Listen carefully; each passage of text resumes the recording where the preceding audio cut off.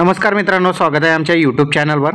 तर मित्रांनो, पीएम किसान सन्मान निधी योजना त्याचबरोबर नमो शेतकरी महासन्मान निधी योजना या योजनेतील शेतकऱ्यांना मात्र आता 4,000 रुपये कायमस्वरूपी बंद होणार आहेत। आता कोणत्या शेतकऱ्यांचे कायमस्वरूपी हे 2,000 असे नमो शेतकरी योजनेचे 2,000 रुपये आणि पीएम किसान सन्मान निधी योजनेचे 2,000 रुपये असे एकूण 4,000 रुपयांचा जो हप्ता आहे कायमस्वरूपी बंद होणार आहे, यासंबंधी एक नोटीस सुद्धा जारी करण्यात आलेली आहे। या व्हिडिओच्या माध्यमातून मी तुम्हाला संपूर्ण माहिती देणार आहे, त्यासाठी हा व्हिडिओ शेवटपर्यंत बघा आणि चॅनलवर नवीन असाल चॅनलला सबस्क्राइब करा। असेच महत्त्वपूर्ण तुम्हाला व्हिडिओ रोज मिळत जातील।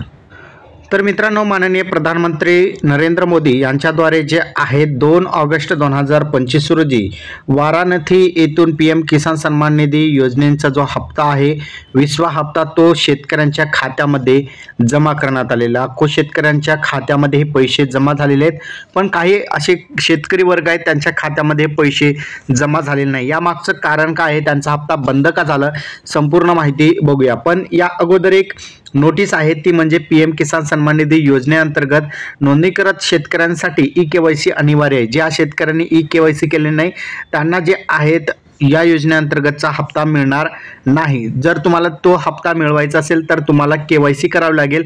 केवायसी तुम्ही OTP द्वारे तुम्ही घर बसल्या या वेबसाईट किंवा पोर्टलवर तुम्ही पीएम किसानच्या पोर्टलवर जाऊन केवायसी करू शकता किंवा बायोमेट्रिक द्वारे सुद्धा केवायसी करू शकता किंवा जवळच्या CSC सेंटरच्या माध्यमातून जाऊन त्या ठिकाणी केवायसी करू शकता।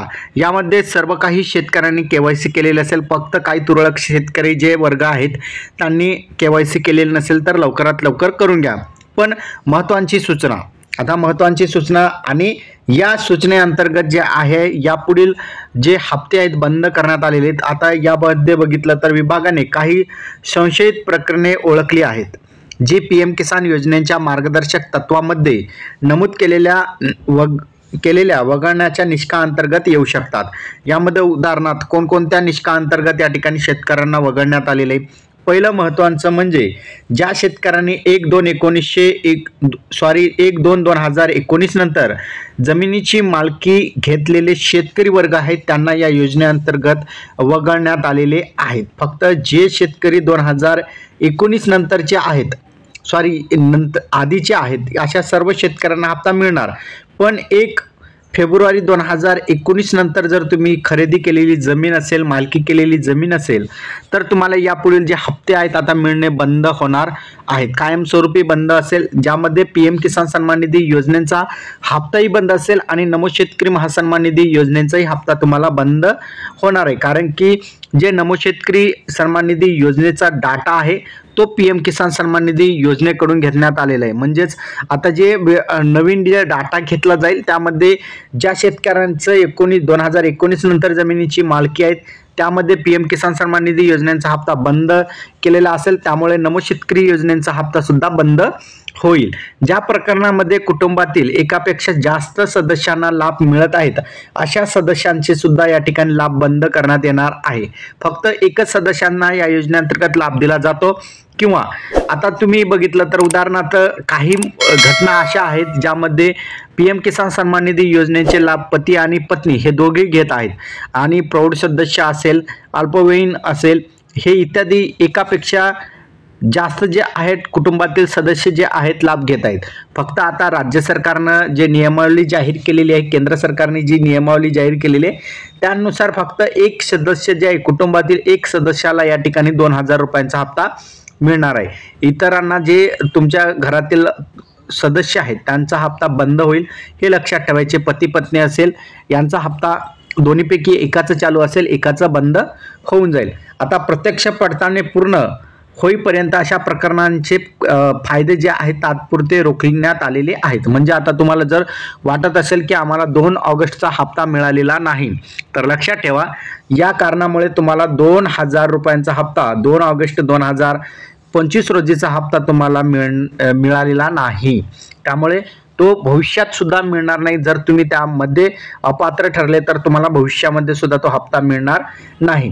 अधिक माहितीसाठी तुम्ही पीएम किसान सन्मान निधी योजनेच्या वेबसाईटवर किंवा मोबाईल ॲपच्या माध्यमातून जे आहे माहिती घेऊ शकता किंवा KYC स्टेटस चेक करा, त्यामध्ये KYC स्टेटस चेक करा, त्यामध्ये संपूर्ण माहिती दिलेली आहे. आता तुमचे हप्ते बंद आहे की चालू आहे ते कसं चेक करायचं ते सुद्धा समजून घेऊया.